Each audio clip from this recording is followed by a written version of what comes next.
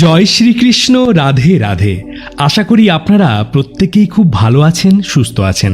শক্তিমন্ত্র চ্যানেলে আপনাদের সকলকে স্বাগতম জানিয়ে শুরু করছি আজকের ভিডিও। মা লক্ষ্মীর আরাধনাতে আসে অর্থ, আসে জীবনের সমৃদ্ধি, কিন্তু দেবী লক্ষ্মীকে তুষ্ট করবেন কি করে? বৈদিক জ্যোতিষেই রয়েছে এর সমাধান। শুধু মন্ত্রের মাধ্যমেই হবে ধন সম্পদ আপনার হাতের মুঠোতে। আজকের ভিডিওতে বলা এই লক্ষ্মী মন্ত্র শুনুন প্রতিদিন মাত্র 5 মিনিট, অর্থপ্রাপ্তি ও জীবনে সুখ শান্তি পেতে, এবং তার সঙ্গে পাবেন 24 ঘন্টার মধ্যেই সুখবর।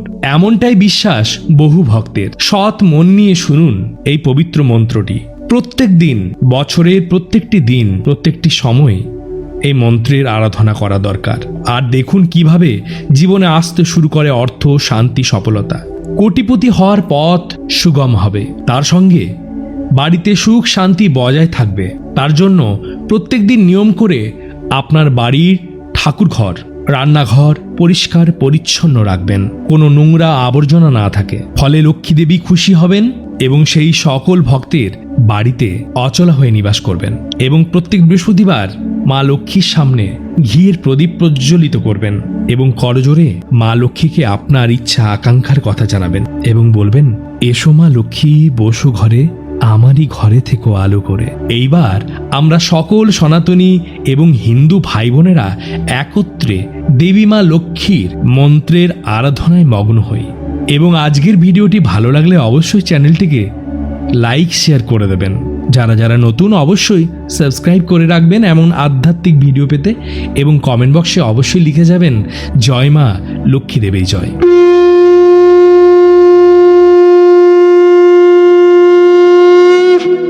ওম শ্রীম হ্রিম শ্রীম কমলে কমলালয়ে প্রসীদ প্রসীদ। ওম শ্রীম হ্রিম শ্রীম মহালক্ষ্মী নমঃ।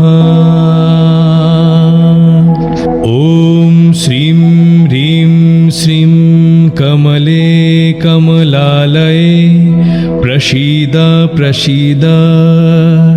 ওম শ্রীম হ্রিম শ্রীম মহালক্ষ্মী নমঃ। ওম শ্রীম হ্রিম শ্রীম কমলে কমলালয়ে প্রসীদ প্রসীদ। ওম শ্রীম হ্রিম শ্রীম মহালক্ষ্মী নমঃ। ওম শ্রীম হ্রিম শ্রীম কমলে কমলালয়ে প্রসীদ প্রসীদ। ওম শ্রীম হ্রিম শ্রীম মহালক্ষ্মী নমঃ। ওম শ্রীম হ্রিম শ্রীম কমলে কমলালয়ে প্রসীদ প্রসীদ। ওম শ্রীম হ্রিম শ্রীম মহালক্ষ্মী নমঃ। ওম শ্রীম হ্রিম শ্রীম কমলে কমলালয়ে প্রসীদ প্রসীদ। ওম শ্রীম হ্রিম শ্রীম মহালক্ষ্মী নমঃ। ওম শ্রীম হ্রিম শ্রীম কমলে কমলালয়ে প্রসীদ প্রসীদ। ওম শ্রীম হ্রিম শ্রীম মহালক্ষ্মী নমঃ। ওম শ্রীম হ্রিম শ্রীম কমলে কমলালয়ে প্রসীদ প্রসীদ। ওম শ্রীম হ্রিম শ্রীম মহালক্ষ্মী নমঃ। ওম শ্রীম হ্রিম कमले कमलालये प्रसीद प्रसीद ॐ श्रीं ह्रीं श्रीं महालक्ष्म्यै नमः। ॐ श्रीं ह्रीं श्रीं कमले कमलालये प्रसीद प्रसीद ॐ श्रीं ह्रीं श्रीं महालक्ष्म्यै नमः। ॐ श्रीं ह्रीं श्रीं कमले कमलालये प्रसीद प्रसीद ॐ श्रीं ह्रीं श्रीं महालक्ष्म्यै नमः। ॐ श्रीं ह्रीं श्रीं कमले कमलालये प्रसीद प्रसीद ॐ श्रीं ह्रीं श्रीं महालक्ष्म्यै नमः। ॐ श्रीं ह्रीं श्रीं कमले कमलालये प्रसीद प्रसीद ॐ श्रीं ह्रीं श्रीं महालक्ष्म्यै नमः। ॐ श्रीं ह्रीं श्रीं कमले कमलालये प्रसीद प्रसीद ॐ श्रीं ह्रीं श्रीं महालक्ष्म्यै नमः। ॐ श्रीं ह्रीं श्रीं कमले कमलालये प्रसीद प्रसीद ॐ श्रीं ह्रीं श्रीं महालक्ष्म्यै नमः। ॐ श्रीं ह्रीं श्रीं कमले कमलालये प्रसीद प्रसीद ॐ श्रीं ह्रीं श्रीं महालक्ष्म्यै नमः। ॐ श्रीं ह्रीं श्रीं कमले कमलालये प्रसीद प्रसीद ॐ श्रीं ह्रीं श्रीं महालक्ष्म्यै नमः। ॐ श्रीं ह्रीं श्रीं कमले कमलालये प्रसीद प्रसीद ॐ श्रीं ह्रीं श्रीं महालक्ष्म्यै नमः। ॐ श्रीं ह्रीं श्रीं कमले कमलालये प्रसीद प्रसीद ॐ श्रीं ह्रीं श्रीं महालक्ष्म्यै नमः। ॐ श्रीं ह्रीं श्रीं कमले कमलालये प्रसीद प्रसीद ॐ श्रीं ह्रीं श्रीं महालक्ष्म्यै नमः।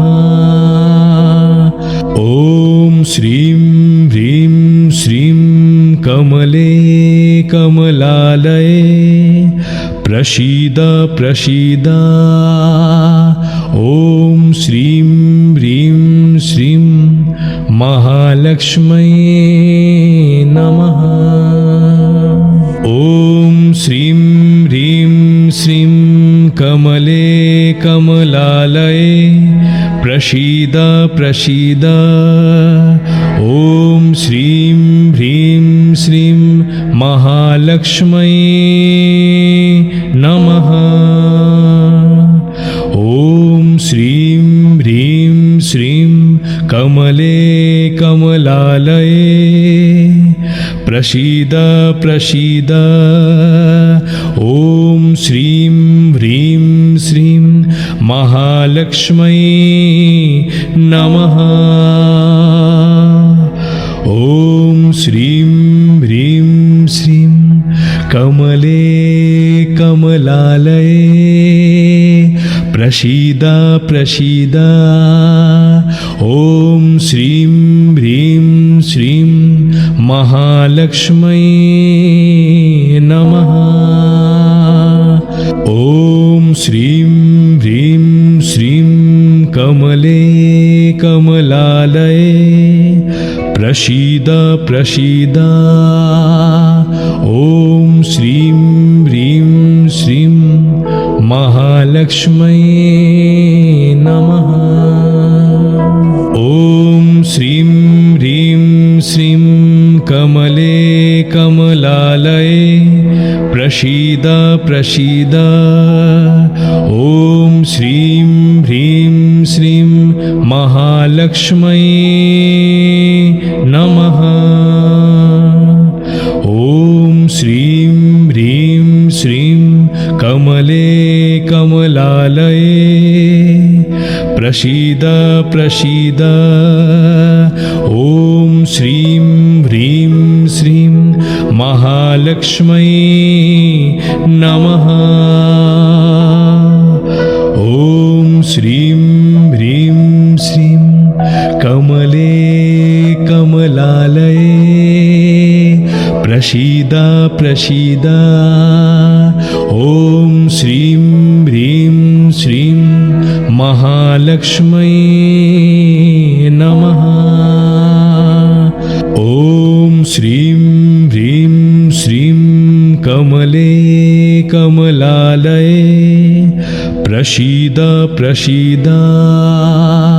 ॐ श्रीं ह्रीं श्रीं महालक्ष्म्यै नमः।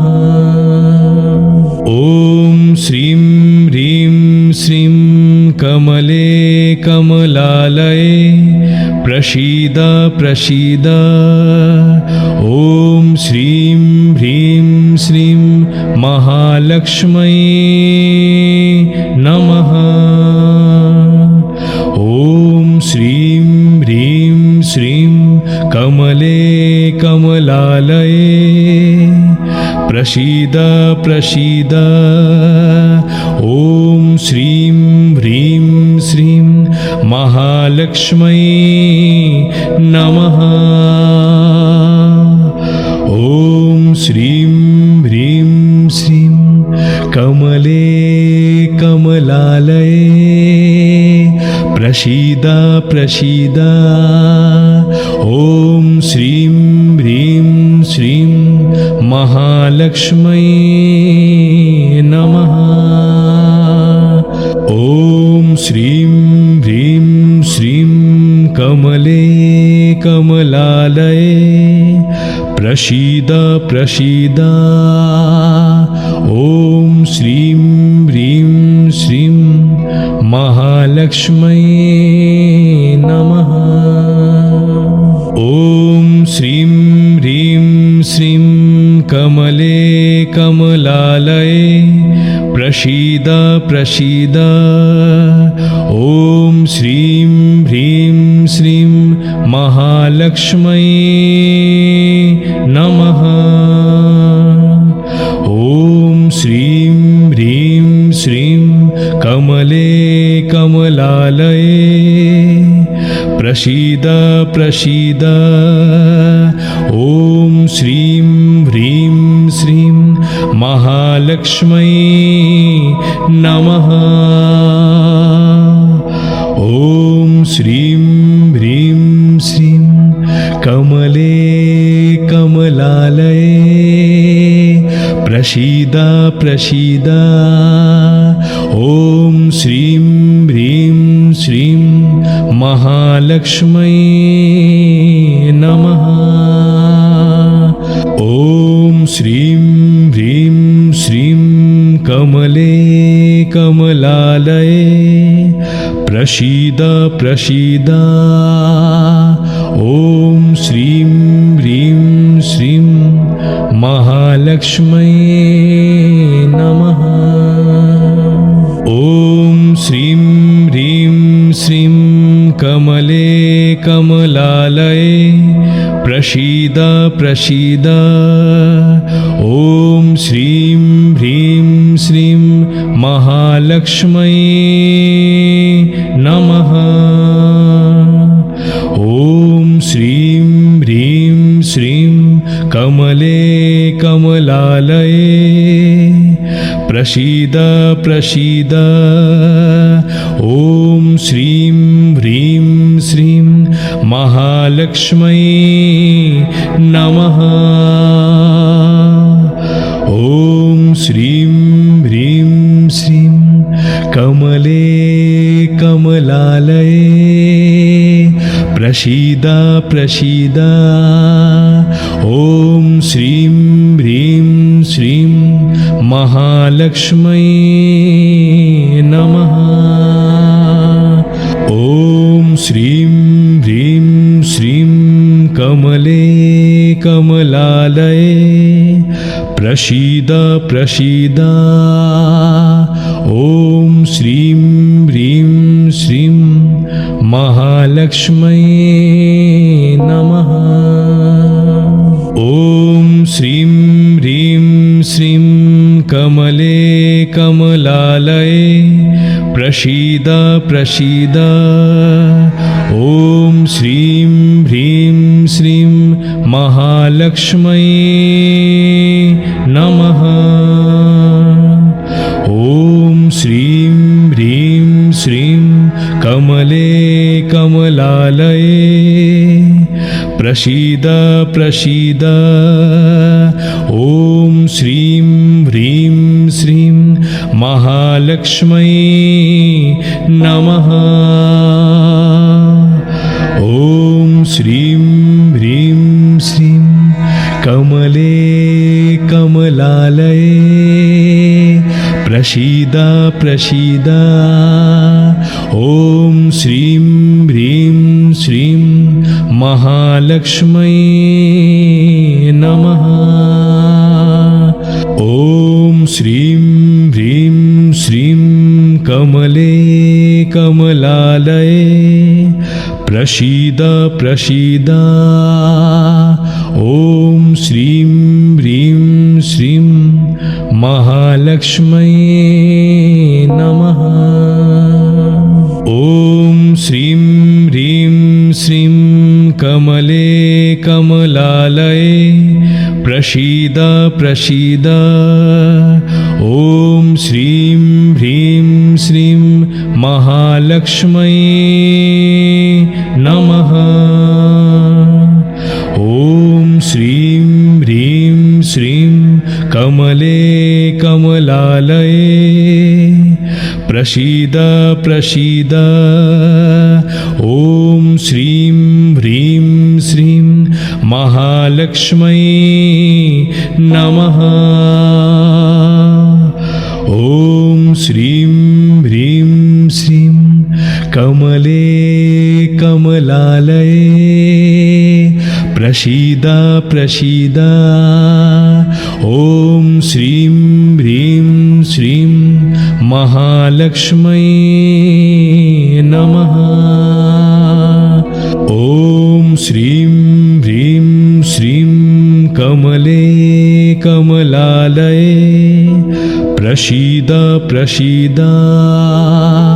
ॐ श्रीं ह्रीं श्रीं महालक्ष्म्यै नमः। ॐ श्रीं ह्रीं श्रीं कमले कमलालये प्रसीद प्रसीद। ॐ श्रीं ह्रीं श्रीं महालक्ष्म्यै नमः। ॐ श्रीं ह्रीं श्रीं कमले कमलालये प्रसीद प्रसीद। ॐ श्रीं ह्रीं श्रीं महालक्ष्म्यै नमः। ॐ श्रीं ह्रीं श्रीं कमले कमलालये प्रसीद प्रसीद।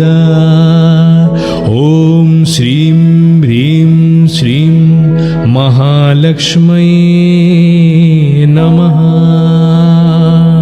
ॐ श्रीं ह्रीं श्रीं कमले कमलालये प्रसीद प्रसीद।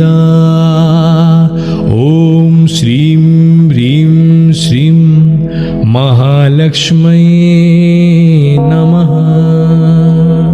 ॐ श्रीं ह्रीं श्रीं कमले कमलालये प्रसीद प्रसीद। ॐ श्रीं ह्रीं श्रीं महालक्ष्म्यै नमः। ॐ श्रीं ह्रीं श्रीं कमले कमलालये प्रसीद प्रसीद। ॐ श्रीं ह्रीं श्रीं महालक्ष्म्यै नमः। ॐ श्रीं ह्रीं श्रीं कमले कमलालये प्रसीद प्रसीद। ॐ श्रीं ह्रीं श्रीं महालक्ष्म्यै नमः।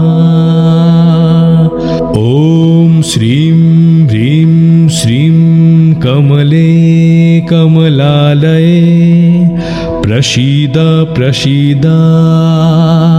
ॐ श्रीं ह्रीं श्रीं महालक्ष्म्यै नमः।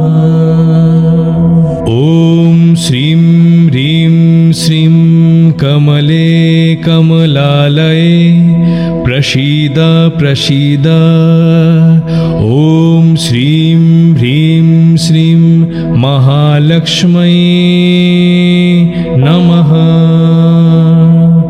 ॐ श्रीं ह्रीं श्रीं कमले कमलालये प्रसीद प्रसीद। ॐ श्रीं ह्रीं श्रीं महालक्ष्म्यै नमः। ॐ श्रीं ह्रीं श्रीं कमले कमलालये प्रसीद प्रसीद। ॐ श्रीं ह्रीं श्रीं महालक्ष्म्यै नमः। ॐ श्रीं ह्रीं श्रीं कमले कमलालये प्रसीद प्रसीद। ॐ श्रीं ह्रीं श्रीं महालक्ष्म्यै नमः। ॐ श्रीं ह्रीं श्रीं कमले कमलालये प्रसीद प्रसीद। ॐ श्रीं ह्रीं श्रीं महालक्ष्म्यै नमः। ॐ श्रीं ह्रीं श्रीं कमले कमलालये प्रसीद प्रसीद। ॐ श्रीं ह्रीं श्रीं महालक्ष्म्यै नमः। ॐ श्रीं ह्रीं श्रीं कमले कमलालये प्रसीद प्रसीद। ॐ श्रीं ह्रीं श्रीं महालक्ष्म्यै नमः। ॐ श्रीं ह्रीं श्रीं कमले कमलालये प्रसीद प्रसीद। ॐ श्रीं ह्रीं श्रीं महालक्ष्म्यै नमः। ॐ श्रीं ह्रीं श्रीं कमले कमलालये प्रसीद प्रसीद। ॐ श्रीं ह्रीं श्रीं महालक्ष्म्यै नमः। ॐ श्रीं ह्रीं श्रीं कमले कमलालये प्रसीद प्रसीद। ॐ श्रीं ह्रीं श्रीं महालक्ष्म्यै नमः।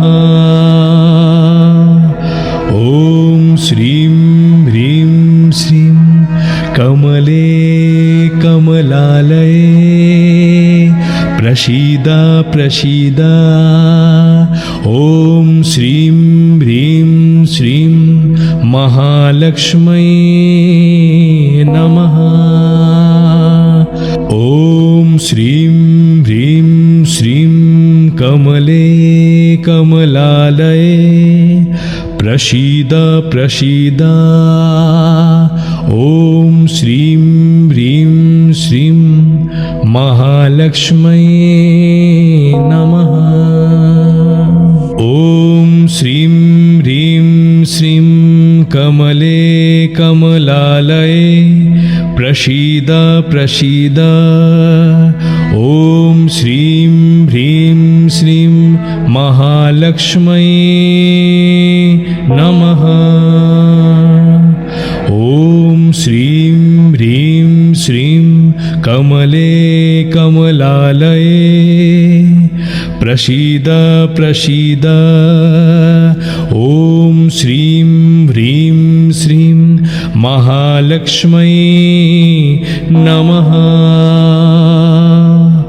ॐ श्रीं ह्रीं श्रीं कमले कमलालये प्रसीद प्रसीद। ॐ श्रीं ह्रीं श्रीं महालक्ष्म्यै नमः। ॐ श्रीं ह्रीं श्रीं कमले कमलालये प्रसीद प्रसीद। ॐ श्रीं ह्रीं श्रीं महालक्ष्म्यै नमः। ॐ श्रीं ह्रीं श्रीं कमले कमलालये प्रसीद प्रसीद। ॐ श्रीं ह्रीं श्रीं महालक्ष्म्यै नमः। ॐ श्रीं ह्रीं श्रीं कमले कमलालये प्रसीद प्रसीद। ॐ श्रीं ह्रीं श्रीं महालक्ष्म्यै नमः। ॐ श्रीं ह्रीं श्रीं कमले कमलालये प्रसीद प्रसीद। ॐ श्रीं ह्रीं श्रीं महालक्ष्म्यै नमः। ॐ श्रीं ह्रीं श्रीं कमले कमलालये प्रसीद प्रसीद। ॐ श्रीं ह्रीं श्रीं महालक्ष्म्यै नमः। ॐ श्रीं ह्रीं श्रीं कमले कमलालये प्रसीद प्रसीद। ॐ श्रीं ह्रीं श्रीं महालक्ष्म्यै नमः। ॐ श्रीं ह्रीं श्रीं कमले कमलालये प्रसीद प्रसीद। ॐ श्रीं ह्रीं श्रीं महालक्ष्म्यै नमः। ॐ श्रीं ह्रीं श्रीं कमले कमलालये प्रसीद प्रसीद। ॐ श्रीं ह्रीं श्रीं महालक्ष्म्यै नमः। श्रीं ह्रीं श्रीं कमले कमलालये प्रसीद प्रसीद। ॐ श्रीं ह्रीं श्रीं महालक्ष्म्यै नमः। ॐ श्रीं ह्रीं श्रीं कमले कमलालये प्रसीद प्रसीद। ॐ श्रीं ह्रीं श्रीं महालक्ष्म्यै नमः। ॐ श्रीं ह्रीं श्रीं कमले कमलालये प्रसीद प्रसीद। ॐ श्रीं ह्रीं श्रीं महालक्ष्म्यै नमः। ॐ श्रीं ह्रीं श्रीं कमले कमलालये प्रसीद प्रसीद। ॐ श्रीं ह्रीं श्रीं महालक्ष्म्यै नमः। ॐ श्रीं ह्रीं श्रीं कमले कमलालये प्रसीद प्रसीद। ॐ श्रीं ह्रीं श्रीं महालक्ष्म्यै